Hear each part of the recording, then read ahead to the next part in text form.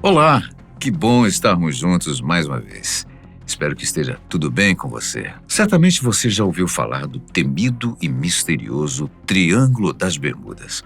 Essa é uma região extremamente interessante que atrai a atenção de muita gente, incluindo investigadores do oculto, pesquisadores de diversas áreas e principalmente gente como você e eu que temos curiosidade sobre os mistérios desse mundo tão fantástico em que vivemos. No vídeo de hoje você vai descobrir mais a respeito da extraordinária e controversa região conhecida como Triângulo das Bermudas, que além disso verá o relato do piloto chamado Bruce Kernan, que conseguiu escapar desse lugar tão temido. Não saia daí. Esse lugar, no meio do oceano, é extremamente perigoso, pois diversas aeronaves e embarcações simplesmente desaparecem por lá. Essas histórias, na verdade, não são nada recentes e transbordam o mundo do mistério e da ficção com contos fantásticos que imaginam o que se esconde por essa região tão fascinante. Para entender onde fica e qual é a real extensão dessa região, vamos pensar numa área triangular imaginária, onde cada ponta é uma localização-chave. O primeiro ponto de referência você já deve ter ouvido falar, a cidade de Miami, nos Estados Unidos da América. O segundo ponto-chave é a cidade de San Juan, em Porto Rico. Por fim, temos o referencial que também nomeia a região, as Ilhas Bermudas. E por motivo de curiosidade, sim, o nome da peça de roupa que você deve usar frequentemente está relacionado a esse local. Afinal, foi lá onde surgiu esse tipo de calção. Bermudas é um território que faz parte de um grupo chamado de Territórios Britânicos Ultramarinos. Tratam-se de regiões que não receberam independência do Império Britânico, mas possuem autonomia interna, mesmo que o Reino Unido ainda mantenha controle sobre certas questões como defesa e relações internas. Essa região, tal qual o próprio Triângulo das Bermudas, é localizada na região norte-ocidental do Oceano Atlântico e tem uma área total de mais de 1,5 milhão de quilômetros quadrados. As histórias que categorizam essa região como um mistério são muito antigas. E a fama de perigo e incerteza que rodeia a região não existe à toa. Na verdade, muitos navios e aeronaves de fato desapareceram por lá ao longo dos séculos. Não é possível fornecer um dado exato a respeito de quantas embarcações e aviões desapareceram ou tiveram sérios problemas por lá. Afinal, as fontes, muitas delas bem antigas e de veracidade duvidosa, divergem muito. Desde o século XIX, estima-se que algumas dezenas de embarcações e mais algumas dezenas de aviões simplesmente desapareceram por lá sem deixar rastros. Para a base de contextualização, aqui vai o relato do primeiro voo que desapareceu no Triângulo das Bermudas. A data é o dia 5 de dezembro de 1945. Tratava-se de um dia ensolarado de clima favorável para a decolagem. Nesse dia, 14 homens da Marinha dos Estados Unidos deixaram o Fort Lauderdale, na Flórida, em 5 aviões modelo Avenger TBM. As informações a seguir foram publicadas pela National Geographic dos Estados Unidos, no artigo que pode ser traduzido como A Intriga por Trás do Triângulo das Bermudas. A missão desses 14 homens era, na verdade, algo bem simples. O voo se tratava de um treinamento de rotina. Seguir 300 quilômetros para leste e depois 75 para o norte, e após isso, retornar para a base. O esquadrão estava sendo liderado pelo tenente instrutor Charles Taylor, que ficou totalmente perdido durante o voo. Um ponto aqui é importante ser ressaltado. Em 1945, a navegação aérea era muito diferente do que temos hoje.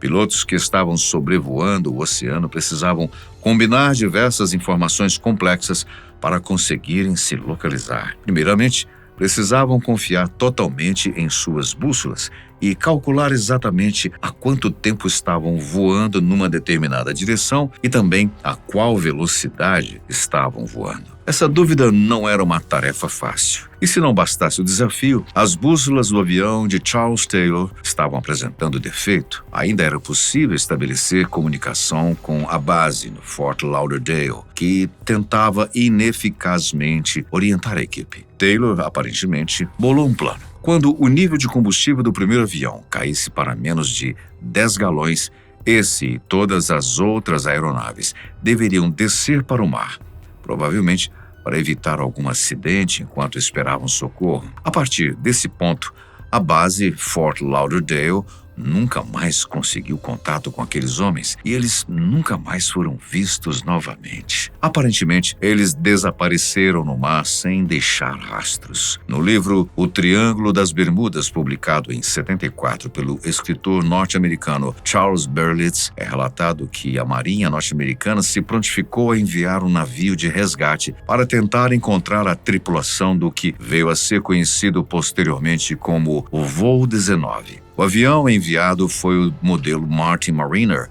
e tinha 13 homens tripulando. Contudo, assim como as outras 5 aeronaves, esse avião também desapareceu na região sem deixar rastros. Quase 20 anos após o ocorrido, agora em 64, um jornalista norte-americano chamado Vincent Gads revistou o incidente em uma reportagem para a revista Argosy, onde batizou a região como o infame Triângulo das Bermudas. A partir desse ponto, essa localidade e seus mistérios passaram a ganhar a fama não somente na América do Norte, mas em todo o mundo. Esse local era simplesmente fascinante. A curiosidade para saber do que se tratava essa história passou a tomar conta do imaginário popular, levando à criação de inúmeras lendas e teorias fantásticas. Essa região atrai a atenção de muitas áreas diferentes: ficção científica, fantasia, ocultismo, geografia, oceanografia, climatologia e muitas outras áreas. Dessa forma, então, um mesmo assunto consegue fascinar desde escritores e ocultistas até cientistas das mais diversas áreas. Isso é muito interessante, sem dúvida, pois vai criando teorias que se ramificam para as mais variadas noções de interpretações. Por exemplo, primeiramente, vamos falar de uma lenda que, por mais que seja bem interessante, não possui nenhuma comprovação científica ou histórica. Existem pessoas que dizem que essa região do Triângulo das Bermudas está relacionada de alguma forma à cidade perdida de Atlântida. A única fonte histórica que menciona essa cidade é Platão, há mais ou menos 400 anos antes de Cristo. O filósofo grego descreveu essa localidade como uma civilização poderosíssima que tinha acesso a armas e tecnologias muito avançadas para a época e eram extremamente ricos. A ideia que se cria milênios após esse relato inicial de Platão é que esse poder todo que a cidade de Atlântida possuía foi o responsável pela sua própria destruição, ou ainda a submersão no Mar Grego. O poder de sua tecnologia foi responsável por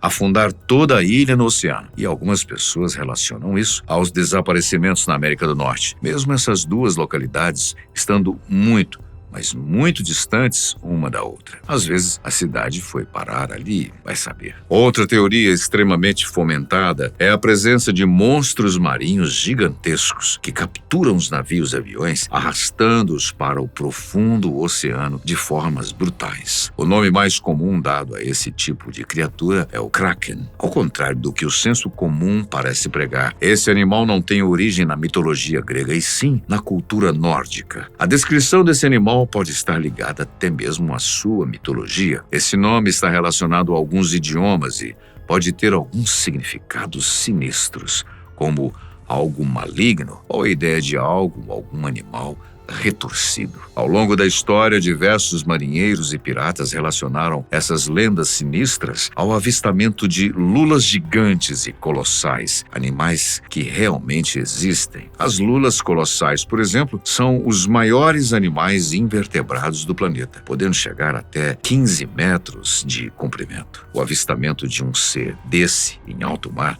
principalmente em épocas mais antigas, pode ter sido uma visão extremamente assustadora, com certeza. As teorias continuam divergindo mais e mais. Existe até quem fale que pode existir alguma espécie de buraco negro na região do Triângulo das Bermudas, mas essa afirmação simplesmente não faz nenhum sentido. Outra linha de raciocínio que frequentemente é relacionada à região é a presença de extraterrestres. A localização seria, aparentemente, um local favorável para a presença de alienígenas, talvez algo ligado à facilidade de navegar as suas naves espaciais, ou até mesmo o conhecimento de que ali é uma área remota e que pouco se tem acesso ao que acontece ali. Então, eles passariam despercebidos. O ponto é que As pessoas que acreditam nessas teorias relacionam os desaparecimentos completos com abduções. Agora, o porquê dessas abduções já varia muito, desde fins malignos como sequestros para estudos da raça humana, mas também fins bondosos. Tem gente que acredita na possibilidade de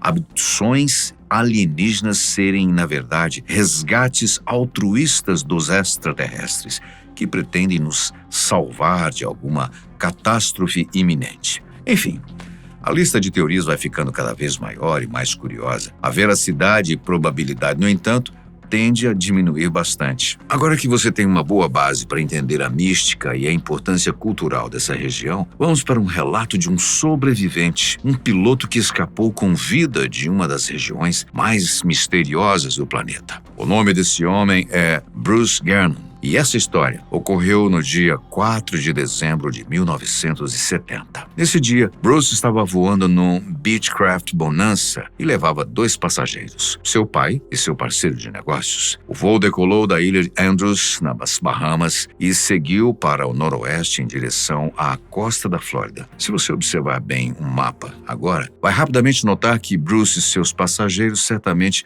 entrarão no perímetro do Triângulo das Bermudas. Contudo, esse não parecia ser um problema para Bruce, afinal ele já havia realizado esse mesmo trajeto diversas e diversas vezes e sem qualquer problema. Porém, como você deve estar imaginando, se o nome Bruce Gernon ficou famoso, certamente eles não tiveram uma viagem muito agradável nessa ocasião. Segundo o relato do piloto, as primeiras coisas estranhas começaram a acontecer logo de cara, imediatamente após a decolagem. Quando estava a cerca de 1.000 pés de altitude, o que dá mais ou menos uns 300 metros de altura, Bruce notou uma nuvem que era diferente das demais, o suficiente para capturar a sua atenção. A nuvem parecia crescer rapidamente com o passar do tempo, mas não era uma questão de perspectiva em relação à distância da aeronave e da nuvem, que rapidamente diminuía. Segundo Bruce, a nuvem estava de fato aumentando de tamanho rapidamente. Ele não tinha outra escolha a não ser atravessá-la por dentro e, para seu alívio, isso funcionou sem mais problemas. Contudo, quando conseguiu ganhar bem mais altitude, agora nos 11.500 pés, cerca de 3,5 km de altura, ele notou outra estranha nuvem. Ela era enorme, totalmente gigantesca e assustadora, e diferentemente da anterior, essa era totalmente escura. Bruce também não teve outra escolha senão atravessá-la como havia feito antes. Quando estavam no interior da nuvem, Bruce se desesperou. Aquela não era uma nuvem de chuva. Algo estava profundamente errado. Bruce, nessa época, já era um piloto experiente. Ele sabia muito bem o que era uma nuvem de chuva e o que não era. Sabia exatamente o que eram relâmpagos e que não eram. E com certeza, os flashes brancos repentinos que viu não eram relâmpagos, muito menos a luz do sol. Nenhuma luz penetrava aquela suposta nuvem. Ele e os seus passageiros estavam na mais profunda escuridão, que ocasionalmente era inundada por clarões brancos assustadores. Bruce então permaneceu dentro daquele lugar por cerca de meia hora. Ela parecia interminável, parecia um pesadelo interminável. Imagine que você está no lugar de Bruce. Não há um assento ao lado, atrás dele, com um passageiro. Imagine que você é quem deve pilotar essa nave. Você é o responsável por tirar os seus companheiros dessa situação. Suas vidas estão em suas mãos. Como você se sentiria no lugar de Bruce? Certamente ele precisou de muita força de vontade para se manter firme e concentrado. Essa foi uma situação inédita na sua carreira. O seu reflexo inicial foi subir ainda mais para tentar sair de dentro da nuvem por cima. O avião parecia voar pelo centro da nuvem, que aparentemente tinha um formato cilíndrico. Quando pensava estar tendo sucesso, a nuvem parecia se estreitar como se estivesse querendo engolir a aeronave. Ele manteve o manche reto, com fé de que sairia daquela situação. Contudo, coisas inexplicáveis começaram a acontecer. Os instrumentos de navegação começaram a apresentar defeito e a sua bússola passou a girar sozinha no sentido anti-horário. O que vem a seguir em seu relato é assustador. Segundo ele, era como se o avião estivesse sendo controlado por outra coisa ou alguém além dele mesmo. Sua aeronave já não estava mais sob seu controle. Todas as suas tentativas de assumir o controle foram ineficazes. Os instrumentos e aparelhos não estavam funcionando. Bruce e seus passageiros agora não tinham mais o controle da situação. Enquanto isso, as paredes da nuvem pareciam se estreitar cada vez mais, como se estivesse se espiralando num vórtice. Esses foram os momentos mais intensos das vidas desses 3 homens. Mas, de repente, luz. De repente, eles conseguiram ver a luz no fim do túnel e, felizmente, conseguiram sair daquele pesadelo que parecia não ter fim. Porém, a história desse voo não acaba aqui. Bruce tentou contatar o controle de voo pelo rádio imediatamente após sair da nuvem. E o que vem a seguir pode ser ainda mais assustador e chocante do que o piloto descreveu sobre o que aconteceu dentro da nuvem. Ao contatar o controle em solo, o operador ficou chocado. Nada aparecia em seu radar. Era como se a aeronave, por alguns segundos, não estivesse ali. Após alguns breves momentos, a aeronave que estava invisível para os radares apareceu nos instrumentos de captação e o operador informou a Bruce que eles tinham chegado a Miami. Mas essa informação pareceu chocá-lo ainda mais do que os eventos que acabara de experimentar. O piloto já tinha passado por esse mesmo trajeto diversas vezes. Ele conhecia muito bem o tempo que levava para chegar a Miami. A distância era cerca de 400 quilômetros. Isso levava, em média, 1h30 para realizar o trajeto. Porém, só tinham 47 minutos que ele e os seus passageiros haviam saído da pista de pouso. Isso poderia ter sido um erro do operador, mas quando as nuvens se dissiparam, Bruce conseguiu ter uma visão clara do solo e ele mesmo pôde confirmar com os próprios olhos que sim, ele tinha chegado na cidade de Miami. Felizmente, eles conseguiram pousar em total segurança e agora em solo. Bruce conferiu o tanque de gasolina e refez todos os seus cálculos. A conclusão que ele chegou não fazia sentido algum. A única explicação que ele conseguia encontrar era de que a sua aeronave simplesmente saltou quase metade do trajeto. Tempos depois, ele chegou até a consultar professores e especialistas, mas nenhum deles conseguiu dar uma resposta exata sobre o que aconteceu naquele dia. Bruce só conseguia relacionar esse